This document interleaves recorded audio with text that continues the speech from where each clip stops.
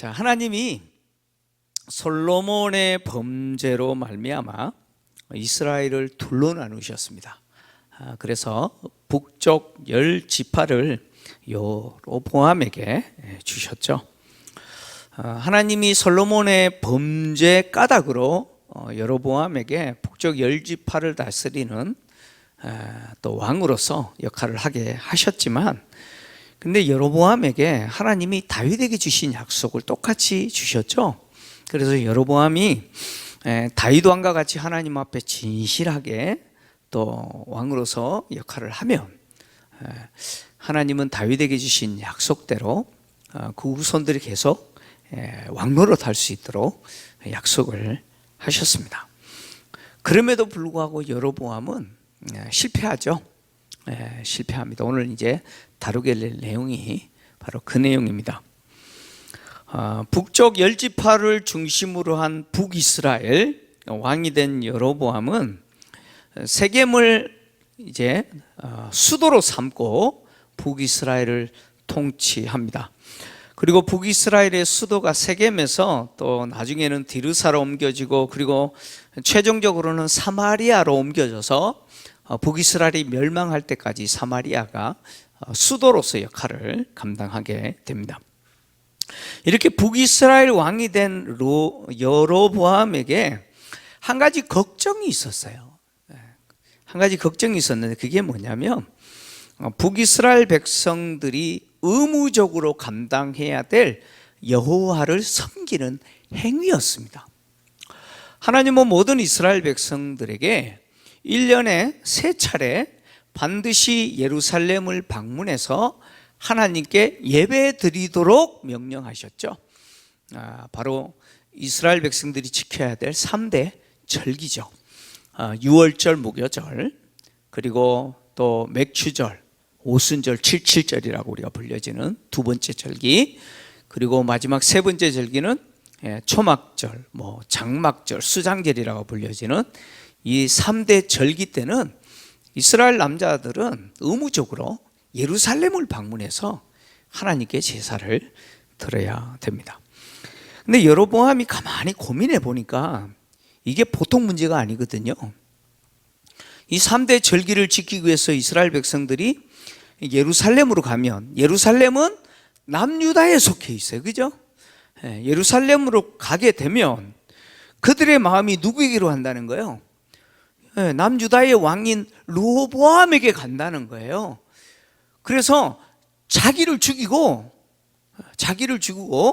남유다 왕인 르호보암을 섬기게 될 거라고 생각을 하는 거예요. 그래서 이 일을 어떻게 할까 고민하다가 아주 기막힌 계획을 하나 세워요. 기똥찬 계획을 하나 세웁니다. 그 계획이 뭐냐면, 하나님을 섬기는 그 행위, 종교 행위죠. 살짝 왜곡시키는 거예요. 살짝 왜곡시키는 게 살짝 왜곡시키는데, 그것이 바로 금송아지를 만드는 거예요. 금송아지를 만들어서 북이스라엘 영토의 최남단인 베델에 하나를 두고 최북단인 단에 하나 둬서 북이스라엘 백성들은 예루살렘이 아니라 이곳에서 제사 드리도록 하는 것이죠. 여로보암은 여호와만을 섬겨야 되는 이 이스라엘 백성들의 신앙을 아주 교묘하게 왜곡시켰습니다. 그래서 먼저 단과 베델에 금송아지를 만들어서 세우죠. 세우고 또 그렇게 세운 금송아지를 뭐라고 주장하냐면, 애굽에서 이스라엘 백성들을 이끌어낸 신들이다, 이렇게 주장을 합니다. 그러니까 여호와다 그 말이에요. 단에 있는 금송아지도 여호와고, 베델에 있는 금송아지도 여호와고, 졸지에 여호와 하나님이 몇 분이 되어버렸어요? 신들이 되어버렸죠. 그죠? 그잖아요. 그죠? 베델에 있는 금송아지도 여호와여야 되고, 단에 있는 금송아지도 여호와여야 되기 때문에 신들이 되어버린 것이죠. 자, 이 여로보암이 한 이 행위는요, 누구의 행위를 그대로 모방한 것이냐면 아론이 했던 행위를 그대로 모방한 것이죠. 이스라엘 백성들이 애굽에서 나온 이후에 하나님이 시내산에서 모세를 만나잖아요. 하나님을 만나러 갔더니 그 모세가 더디 내려와요. 그랬더니 이스라엘 백성들이 뭘 만들어 달라고 하냐면 애굽에서 우리를 이끌어낸 신을 만들어 달라고 아론에게 협박해요. 그 내용이 출애굽기 32장 4절에서 6절인데, 자, 한번 같이 읽겠습니다. 같이 봅니다. 시작. 아론이 그들의 손에서 금고리를 받아 부어서 조각칼로 새겨 송아지 형상을 만드니 그들이 말하되 이스라엘아, 이는 너희를 애굽 땅에서 인도하여 낸 너희의 신이로다 하는지라. 아론이 보고 그 앞에 제단을 쌓고 이에 아론이 공포하여 이르되 내일은 여호와의 철일이니라 하니, 이튿날에 그들이 일찍 일어나 번제를 드리며 화목제를 드리고 백성이 앉아서 먹고 마시며 일어나서 뛰놀더라. 아멘. 자, 아론이 금송아지 만들어 놓고 했던 행위가 애굽에서 우리를 인도해낸 하나님이시다. 그래서 백성들이 제사를 드리는데 그 다음 날을 무슨 날로 만들어요? 절기로 만들죠. 그죠? 절기로 삼고 화목제와 번제를 드리면서 숭배했다라는 내용이죠. 이 내용을 여로보암이 그대로 모방한 거예요, 사실. 여로보암은 아론이 했던 그 행위를 그대로 모방하면서 한 걸음 더 나가요. 아론은 금송아지 하나 만들었는데 여로보암은 금송아지 두 개를 만들었어요. 그리고 단에 세워놓고, 그리고 베델에 세우고, 둘 다 여호와라고 이야기하죠. 그리고 여호와가 졸지에 신들이 되어버린 것이죠.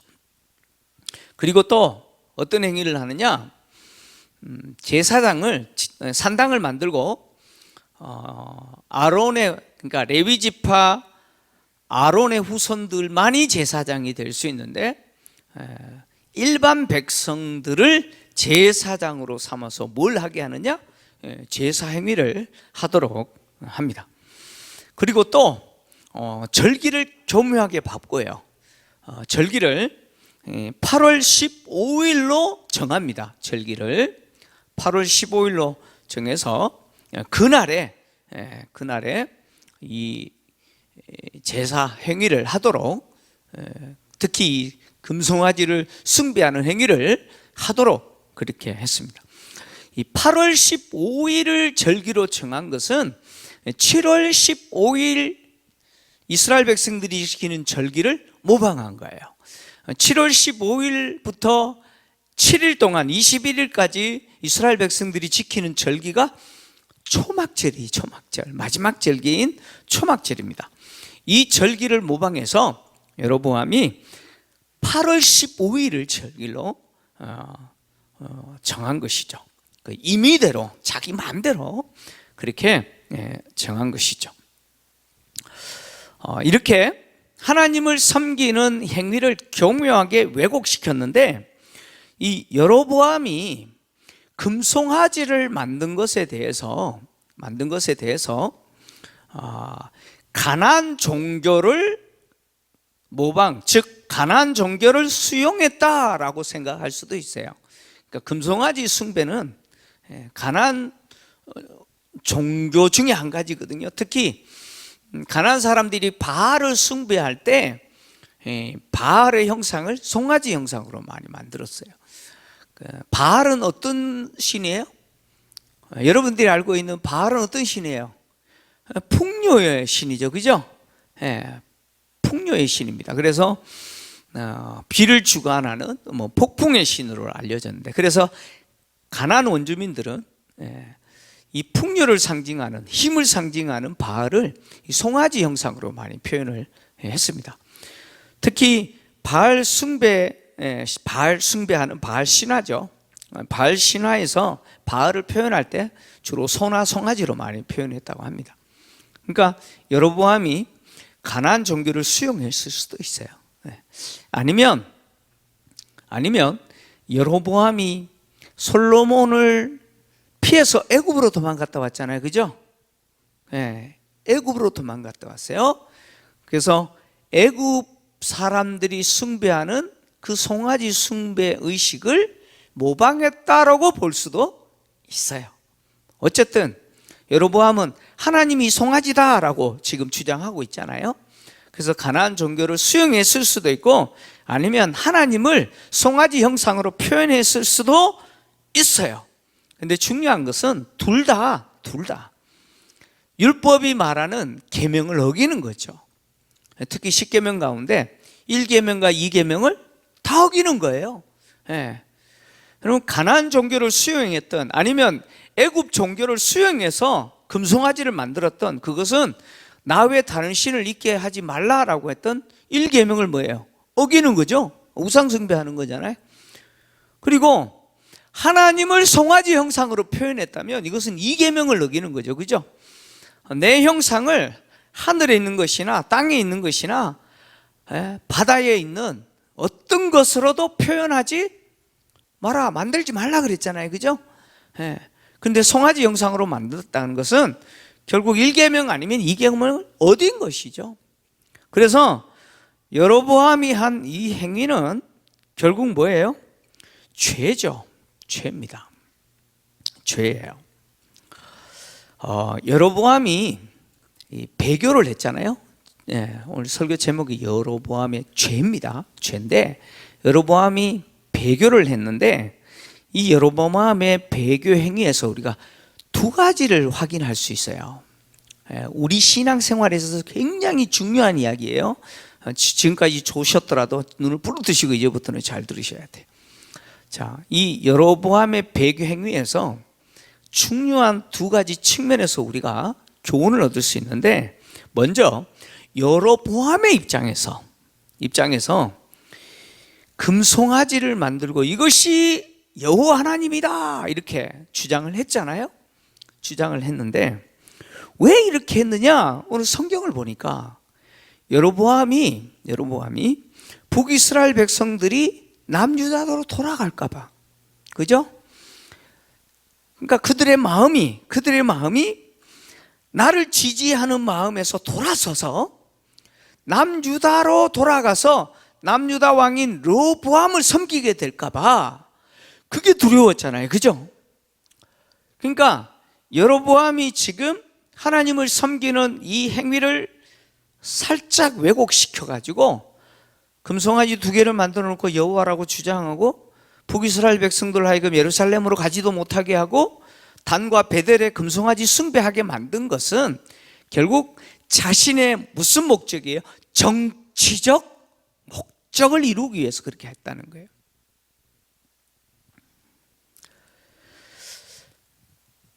여로보암은 자신이 왕이 되고 싶어서 된 사람이 아니잖아요. 그죠? 여로보암이 왕이 된 이유가 뭡니까? 먼저 솔로몬이 범죄했고, 그죠? 그 범죄에 대한 하나님의 심판의 결과로 아히야 선지자가 이 여로보암에게 오셔서 자신의 옷을 찢으시고, 그죠? 10조각을 주시면서 하나님이 다윗의 집에서 솔로몬에게서 이 나라를 뭐예요? 이렇게 찢어서 10지파를 다스리게 하시겠다라고 선언하셨잖아요. 그러니까 여로보암이 왕이 된 것은 하나님이 그에게 10지파를 다스리도록 하셨기 때문이죠. 그죠? 그 선지자를 통해서 들었어요. 근데 이 여로보암이 왕이 딱 되고 나서 그는 정치적인 야망을 숨기지 않아요. 여로보암에게 있어서 선지자가 자신에게 말한 것처럼 하나님과 관계에 있어서 진실되게 하나님만 섬기고 또 그 마음으로 북이스라엘을 통치하면 하나님이 여로보암의 왕권을 보장해 주신다는 거잖아요. 그죠? 하나님 약속하셨잖아요. 그런데 그것을 부정해버려요. 그것을 부정해버리고 자신의 정치적인 목적을 이루기 위해서 북이스라엘 백성들 하여금 예루살렘을 방문하지 못하게 하고 하나님을 정상적인, 즉 율법이 규정하고 하나님이 원하시는 방식으로 하나님을 예배하지 못하게 만들어버리는 거예요. 자신의 정치적인 목적을 달성하기 위해서 교묘하게 뭘 이용해요? 여러분, 종교를 이용하는 거예요. 살짝 변질시켜서 그 변질시키는 것을 통해서 자신의 정치적인 목적을 이루기 위해서 그렇게 하는 것이죠. 여러분, 오늘날도요, 정치적인 자신의 야망을 위해서 종교를 교묘하게 이용하거나 교회나 하나님을 이용하는 사람들이 있죠. 그죠? 네. 지난주일 무슨 날이었어요? 3월 31일? 무슨 날이었습니까? 네, 제 생일은 아니고 부활주일이었어요. 부활주일이었죠, 그죠? 네. 이 부활절 날요, 미국 백악관에서 바이든 대통령이 아주 충격적인 선언을 했어요. 충격적인 선언을 했어요. 무슨 선언을 냈냐면, 바이든 대통령이 선언한 내용을 제가 지금 읽어드릴게요. 오늘 우리는 미국에 살고 있는 모든 성전환자들에게 다음과 같은 메시지를 보냅니다. 당신들은 사랑받아야 하고, 당신들의 주장은 받아들여져야 하고, 당신들은 이해받아야 하고, 당신들은 미국에 속해 있는 사람들입니다. 미국 사람들인 당신들을 나와 나의 모든 행정부 전체가 지지합니다. 따라서 미국의 헌법과 각종 법률에 의하여 대통령에게 주어진 권한을 가진 나, 조셉 바이든 주니어는 2024년 3월 31일을 성전환자의 날로 천명합니다.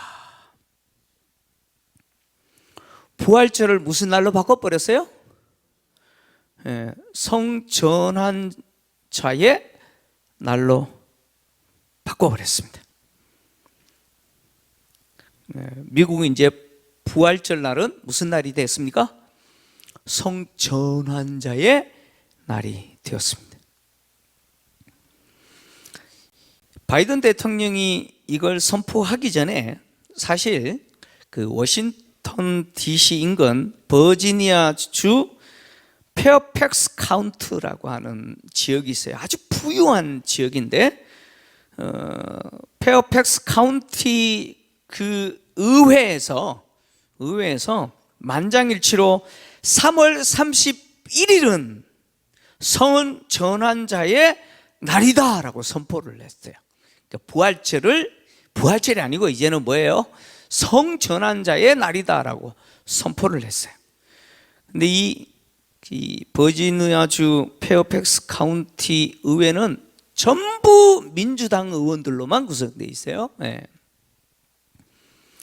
이 선언을 그 백악관 존 바이든 대통령이 그대로 수용하여서 그리고 국가적으로 3월 30일을 부활절이 아니고 성전환자의 날로 선포해 버린 거예요. 미국 대통령이 자신이 가진 헌법과 법률로 인해서 주어진 그 권한으로 이렇게 그날을 선포하면서 부활절을 모독해 버리고 전환자의 날로 만들어 버렸습니다. 여러분, 바이든 대통령은 자기가 누구라고 말하냐면 아주 독실한 캐톨릭이다, 독실한 캐톨릭 성도다, 이렇게 주장을 합니다. 미국이라는 사회가요, 2000년대 들어오면서부터 또 민주당 대통령들이 이제 주로 대통령이 됐잖아요. 되면서 이 크리스마스를 이렇게 폄하하기 시작하면서 굉장히 위험한 일들을 많이 저질렀습니다. 특히 이 오바마 대통령 알죠? 오바마 대통령은요, 크리스마스라는 단어를 싹 빼버렸어요. 빼고 그냥 할리데이라고, 크리스마스 할리데이인데 그걸 뺐어요. 빼버렸어요. 아예 지워버렸어요. 그냥 할리데이. 그리고 심지어 이 캐롤을 부를 때 예수 그리스도라고 하는 단어를 못 사용하게 만들었어요. 못 사용하게 만들었어요. 그런 용어가 들어간 캐롤을 금지시켜 버렸어요. 미국 사회는 그런 사회에 지금 그런 일들이 벌어나고 있습니다. 여러분 충격 받으셨죠? 뭐 충격이 안 됩니까?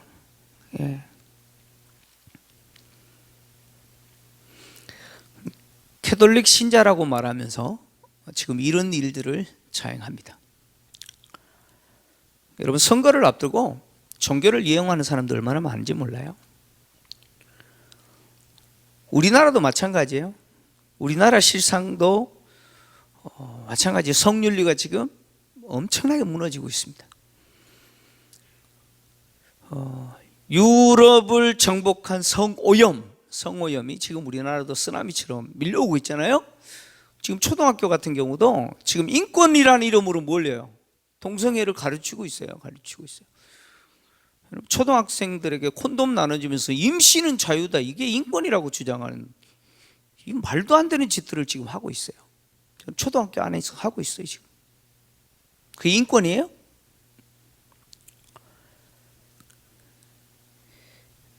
지금 우리나라도 심각한 상태인데, 지금 이번 선거를 통해서 또 어떤 결과가 일어날지는 모르겠는데, 여러분 성오염이요 지금 쓰나미처럼 우리나라를 덮을 거예요. 지금 정신 바짝 차리고 우리가 투표를 해야 됩니다. 지금 여로보암 입장에서는 자신의 정치적인 목적을 이루기 위해서 뭘 바꿔버려요? 하나님을 섬기는 그 행위, 하나님을 섬기는 신앙의 행위를 살짝 왜곡시켜 버리는 거죠.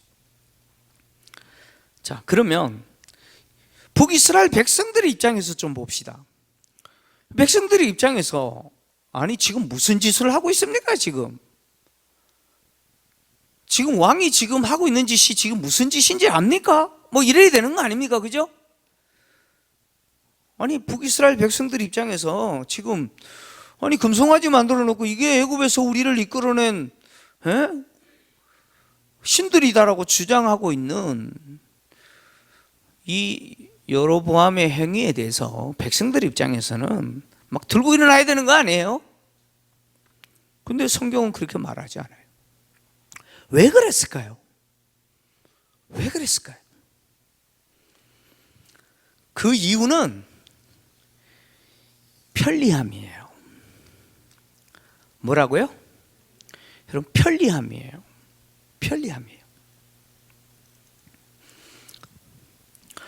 이스라엘 백성들이 1년에 3차례 예루살렘을 방문해서 하나님께 제사를 드려야 돼요. 하나님을 예배해야 되네요. 1년에 몇 번요? 3번이요. 근데 여로보암은 1년에 3번 할 필요 없다는 거예요. 3번 할 필요가 없어요. 1년에 딱 한 번, 8월 15일 딱 그날 마음 낸다는 거예요. 와, 좋죠, 그죠? 3번 해야 되는 걸 한 번으로 줄였어요. 그 다음에 어디 안 가도 돼요? 예루살렘 안 가도 돼요. 예루살렘까지 굳이 안 가도 돼요. 단과 가까운 사람은 단으로 가면 되고, 베델에서 가까운 사람은 그냥 베델까지만 가면 돼요. 굳이 저 멀리 있는 예루살렘까지 안 걸어가도 돼요. 진짜 편리해졌죠, 그죠?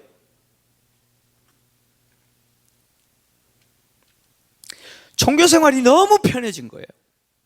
너무 편해졌어요. 그러니까 여로보암의 정치적 목적과 북이스라엘 백성들의 그 종교적 편리가 어떻게 해요? 딱 맞아버린 거예요. 딱 맞아버렸어요.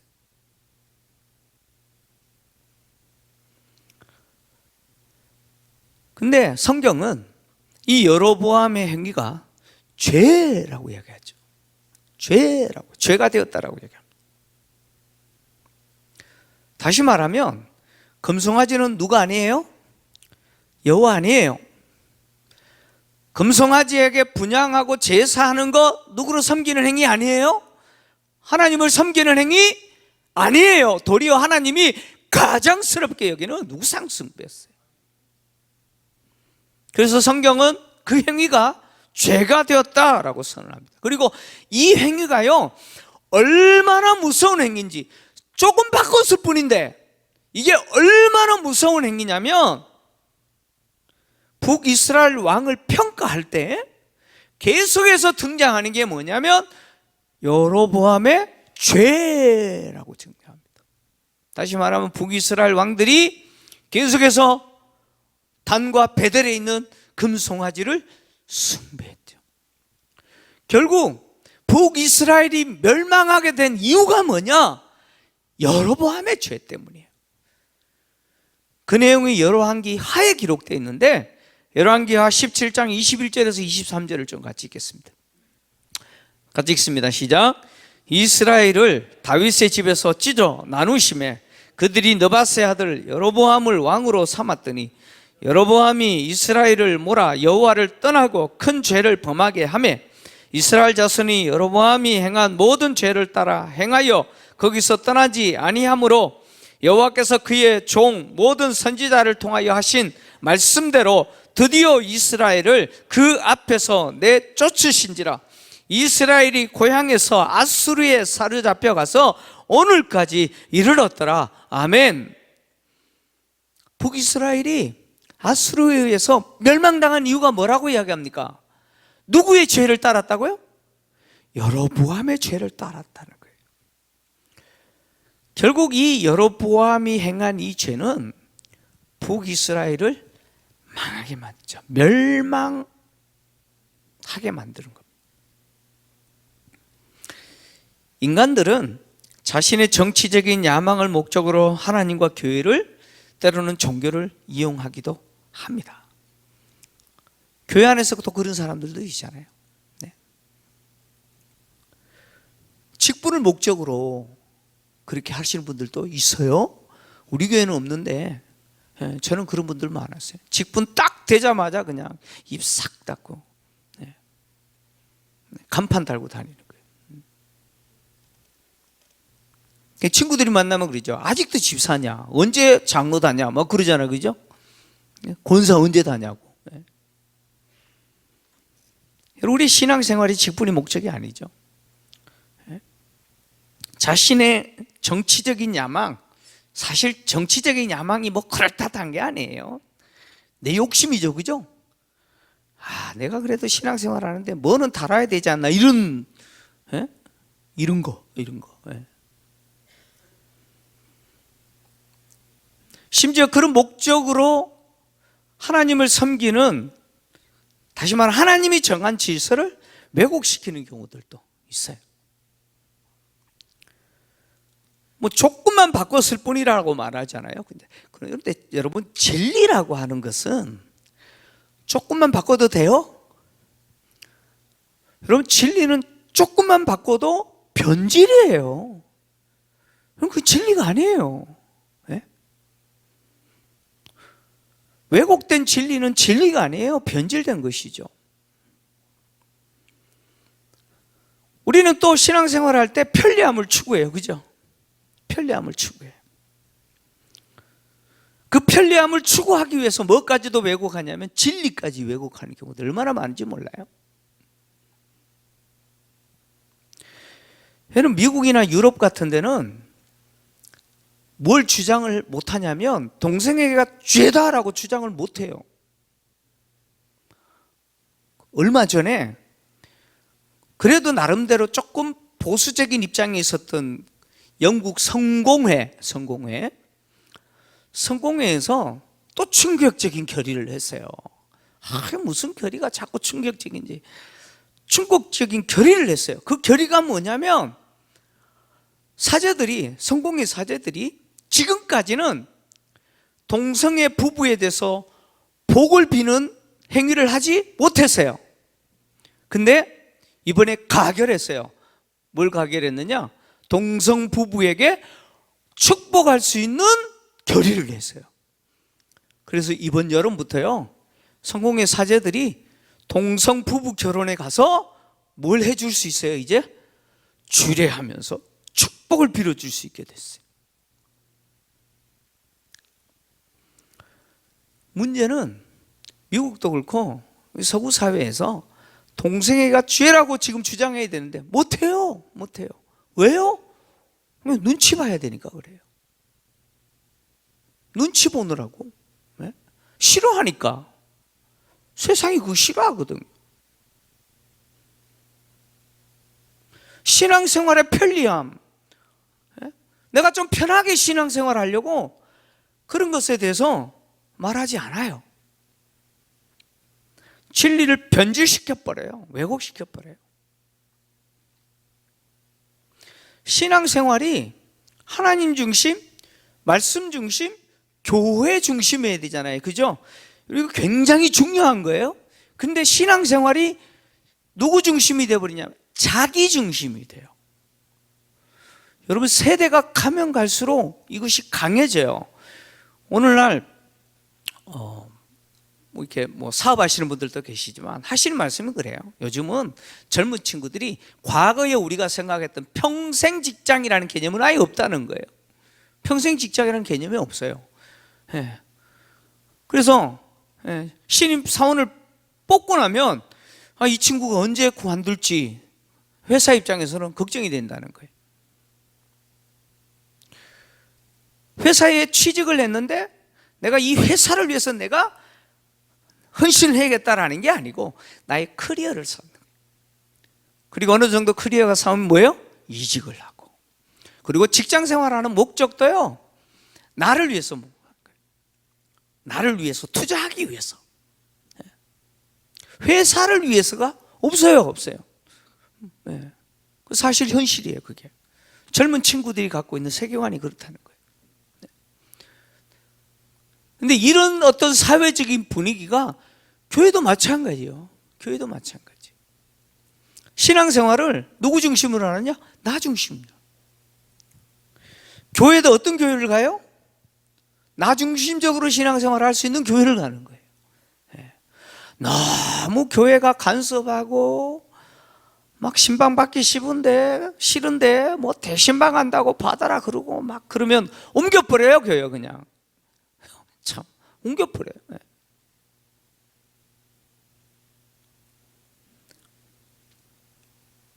신앙생활을 나의 편리를 위해서 하는 거예요. 그러나 하나님을 섬기는 행위, 그 행위는 절대로 나의 편리함을 추구하는 행위가 되어서는 안 되죠. 믿습니까? 안 됩니다. 그거는 하나님을 섬기는 행위가 아니고 그냥 종교생활 하는 거예요. 그런 분들이 왜 교회 오는지 모르겠어요. 그냥 절에 가시지. 내가 불교를 폄하하는 게 아니에요. 오해하지 마십시오. 주님은 우리에게 이렇게 요구하죠. 십자가를 지고 나를 따르라. 나를 부인하라고 이야기해요. 나를 부인하고 십자가를 지고 나를 따르라고 이야기합니다. 종교생활은 나의 편함을 위해서 하는 게 아니에요. 하나님을 위해서, 교회를 위해서. 말씀이 내 신앙의 근거가 돼야 되죠. 그죠? 십자가를 지고 주님을 따라야 돼요.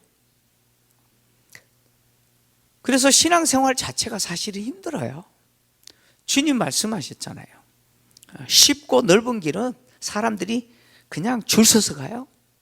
근데 신앙생활이라는 것은 좁고 협착한 길이에요. 사람들이 가지 않으려고 하는 길이에요. 힘든 길이에요. 고난의 길이에요. 왜 그럴까요? 나 중심적이게 아니기 때문이에요. 주님을 위해서 내가 나를 드리는 거거든요. 그것이 십자가를 지고 주님을 따르는 삶이에요. 북이스라엘의 멸망은 결국 정치적인 야망을 꿈꿨던 여로보암과 종교적인 편리함을 추구했던 그 백성들이 딱 맞아 떨어졌기 때문에 결국 그렇게 된 거예요. 그래서 멸망당할 때까지 계속해서 그들은 하나님을 섬긴다고 말을 하는데 실제 그 내용은 뭐예요? 우상숭배예요. 그들이 하나님을 섬기지 않았다라고 말하지 않아요. 그들은 끊임없이 하나님을 섬긴다고 말해요. 그런데 그 내용은 누구를 섬겨요? 우상숭배한 거예요. 종교생활을 하는 거예요. 우리도 그럴 수 있다는 거예요. 그래서 우리의 신앙생활이 늘 누구 중심이어야 되냐? 하나님 중심이 되시기 바랍니다. 교회 중심이시기 바랍니다. 말씀 중심이시기 바랍니다. 그래서 늘 우리의 신앙생활이 하나님이 인정하시는, 여러분 사람이 인정하는 것도 굉장히 중요하죠, 그죠? 근데 사람이 인정하는 것보다 더 중요한 게 뭐예요?